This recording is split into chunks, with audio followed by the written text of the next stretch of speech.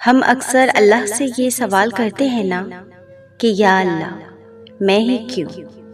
تم کہتے ہو کہ اب درد برداشت سے باہر ہو گیا ہے، تو اللہ کہتا ہے کہ وہ کسی جان پر اس کی طاقت سے زیادہ بوجھ نہیں ڈالتا۔ تم کہتے ہو کہ اللہ میں ہی کیوں؟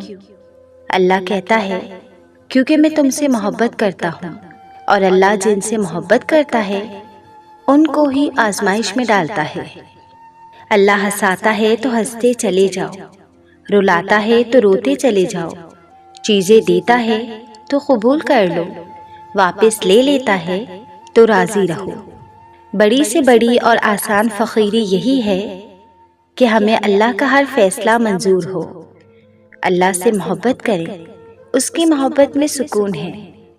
وہ آپ کو کبھی راستے میں تنہا نہیں چھوڑے گا، وہ آپ کو ہمیشہ تھام لے گا۔ آپ اس کو یاد کرتے رہو، اس سے مانگتے رہو، وہ آپ کو عطا کرتا رہے گا۔ اللہ اپنے اس بندے کو کبھی نہیں ترساتا جو اس سے امید رکھتا ہے۔ اللہ اپنے اس بندے کی آس کبھی نہیں توڑتا جو اس سے نا امید نہیں ہوتا۔ اللہ کو جب بھی پکارو تو دل کی گہرائی سے پکارو، اس طرح پکارو جیسے وہ تمہارے سامنے آ جائے گا۔ اس سے کہو یا اللہ میں اکیلا ہوں، یا اللہ میں تنہا ہوں، یا اللہ مجھے اپنی شان کے مطابق عطا کر، نہ کہ میری کمظرفی کے مطابق۔ اللہ مجھے اپنا بنا لے، کیونکہ صرف ایک تو ہی ہے جو دھتکارتا نہیں، ایک تو ہی ہے جو منہ نہیں موڑتا۔ اللہ ایک تو ہی ہے جو ہماری بے بسی پہ، ہمارے محتاج ہونے پہ، ہاتھ پھیلانے پہ ہنستا نہیں۔ یا اللہ جو میں تجھ سے سوال کر رہا ہوں، اگر تو مجھے دے بھی دے تو بھی تیرے خزانوں کے انبار میں ایک ذرہ برابر بھی کمی نہیں آئے گی۔ اے اللہ میں تیرے آگے جس طرح رو رہی ہوں، ایسے میں کسی کے آگے نہیں روتی۔ لوگوں کے آگے تو بس مسکراتی رہتی ہوں، ان سے اپنے غم اور آنسو چھپاتی ہوں، کیونکہ مجھے پتا ہے کہ لوگ تو صرف کچھ پل ہی مجھے سنیں گے، اور میں تو یہ بھی نہیں جانتی کہ وہ سن کر میری بے بسی پہ ہنس رہے ہوں گے یا واقعی میری طرح درد برداشت کر رہے ہوں گے۔ اللہ پاک تو میری مشکل کو حل کر دے، کیونکہ تو مشکل کشا ہے۔ اس طرح اللہ سے بات کریں، اس سے سب شیئر کر کے اپنا دل ہلکا کر لیا کریں۔ یقین مانے وہ بہت غور سے سنتا ہے اور پھر جواب بھی ضرور دیتا ہے۔ اور سنو کچھ دروازے، کچھ راہیں جب وہ ہم پر بند کر دیتا ہے نا، تو ہمیں ایسا لگتا ہے جیسے وہ ہمیں سزا دے رہا ہے، ہم سے محبت نہیں کرتا، ہماری دعائیں نہیں سن رہا، ہمیں جو چاہیے وہ سمجھ نہیں پا رہا، جبکہ کچھ راستے وہ ہماری ہی بہتری کے لیے بند کرتا ہے، کیونکہ آگے جا کر ہمیں اس سے زیادہ تکلیف ملنی ہوتی ہے۔ یہ سزا نہیں ہے، بلکہ اس رب کائنات کی محبت ہے ہم سے، اس کی حفاظت ہے ہمارے لیے، کیونکہ وہ ہمیں مسلسل تکلیف میں نہیں دیکھ سکتا۔ ہمارے فیصلے ہماری چاہت کے مطابق ہوتے ہیں، جبکہ اللہ پاک کے فیصلے ہماری بہتری اور ضرورت کے مطابق ہوتے ہیں۔ لیکن ہم یہ بات اکثر بھول جاتے ہیں۔ وہ سنتا بھی ہے، جانتا بھی ہے، دیتا بھی ہے، اس سے ہر بات کا علم ہے۔ انسان تو بس ایک کچا منصوبہ ساز ہے۔ تم اکیلے اور تنہا کبھی نہیں ہوتے، یہاں تک کہ اگر ہم کسی بیابان میں بھی ہوتے ہیں تب بھی نہیں۔ اس رب کی سزا و جزا کا اپنا نظام چلتا ہے۔ ہم سمجھتے ہیں کہ جن لوگوں کی روح وقتی طور پر قبض ہو جاتی ہے وہ فوت ہو جاتے ہیں، مگر نہیں، ان کا سفر جاری رہتا ہے، بس وہ ہماری نظروں سے اوجھل ہو جاتے ہیں، ہم ان کی نظروں سے اوجھل نہیں ہوتے۔ اللہ پاک واقف ہے تمہاری چھوٹی سے چھوٹی اور بڑی سے بڑی پریشانی سے بھی۔ اسے معلوم ہے تمہارے دل و دماغ کی کیفیت، وہ واقف ہے تمہارے ہر دکھ درد سے۔ اور اس انسان جس نے تمہیں تکلیف دی، وہ گواہ ہے ہر اس تلخ لفظ کا جو تمہیں لوگوں سے سننے کو ملے، وہ گواہ ہے تمہارے ہر ایک آنسو کا جو تکلیف پہنچنے پر تمہاری آنکھوں سے نکلے۔ جن آنسوؤں کو تم بیکار سمجھتے ہو نا، وہ اللہ پاک کے نزدیک بہت قیمتی ہیں۔ وہ گواہ ہے تم پر آنے والی ہر اس آزمائش کا جو تمہیں اس کے قریب لے آئے، ہر اس دکھ بھرے سجدے کا جو تم نے اس کے سامنے کیا۔ اس نے سنی ہے تمہاری جب کوئی اور نہ تھا تمہیں سننے والا۔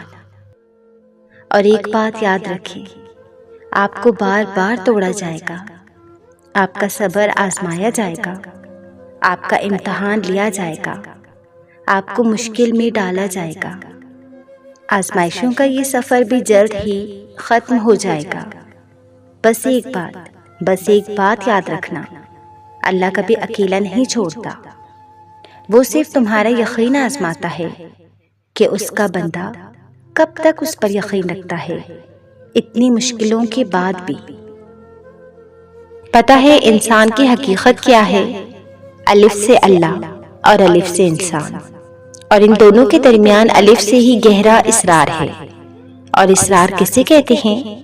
اسرار انسان بندگی سے پاتا ہے، اور بندگی یہ ہے جیسے آنکھیں بند کر کے سمندر میں چھلانگ لگا دینا اور اپنے آپ کو موجوں کے حوالے کر دینا۔ اس طرح کی بندگی کے اپنے آپ کو اللہ کی رضا کے سپرد کر دینا۔ اللہ جو چاہے گا بہتر ہوگا، نہ کوئی شکوہ نہ کوئی گلہ۔ یہ ہے اللہ اور انسان کا تعلق۔ جب رضا کے اس تعلق کو بندگی کی ڈور سے باندھ لو گی تو خود بخود اس کے اسرار کو پاتے جاؤ گے، اور اس کے اس اسرار کے اور بھی راز تم پر کھلتے جائیں گے۔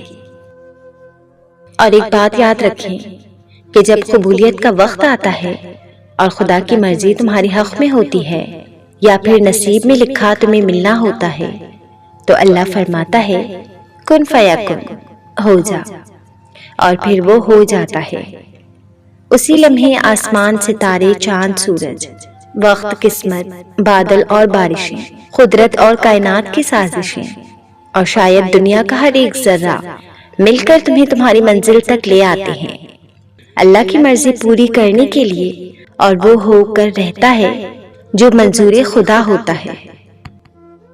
جب زمین تمہیں تنگ لگے تو آسمان کی جانب دیکھنا، نم آنکھوں سے مسکرانا اور کہنا اچھا تو ایسے راضی، ٹھیک میں بھی ایسے ہی راضی۔ پتہ ہے اللہ کب ملتا ہے؟ جب تم ٹھوکر کھاؤ، جب تم دکھی ہو، جب تم ٹھکرائے جاؤ، جب تم اپنی محبوب چیز یا محبوب رشتہ گنواؤ، تو اس وقت اپنے دکھی دل کے ساتھ اللہ کے پاس آؤ۔ ایک وہی تو ہے جو ٹھکراتا نہیں، ملامت نہیں کرتا، بلکہ پہلے سے زیادہ پذیرائی کے ساتھ اپنا لیتا ہے۔ دلوں کا سکون پانے کے لیے دلوں کو سکون دینا پڑتا ہے۔ جب تک دوسرے کے دل آپ کی وجہ سے بدسکون رہیں گے، آپ کو بھی سکون نہیں ملے گا۔ زندگی ایک مرتبہ ملتی ہے، اسے نفرتوں میں ضائع نہ کریں، محبتیں تقسیم کریں۔ یاد رکھیں، محبتیں تقسیم کرنے سے دل کو سکون ملتا ہے۔ دل کا سکون ڈھونڈنے والوں، اللہ کی قسم دل کا سکون صرف نماز میں ہے۔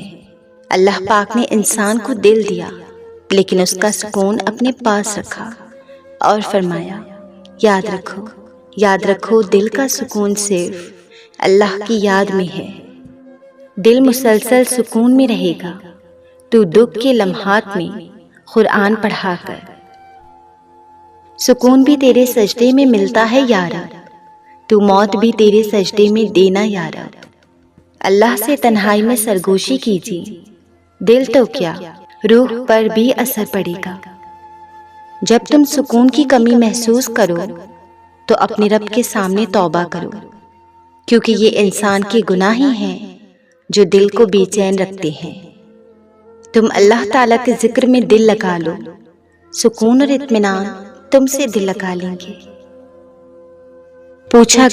پوچھا گیا دعا کے لیے کیا ضروری ہے؟ کہا دھیان۔ پوچھا دھیان کیسے ملے؟ کہا وجدان سے۔ پوچھا وجدان کیا ہے؟ کہا سارے وجود کا ایک نقطے پر مرتکز ہو جانا۔ پوچھا کوئی مثال؟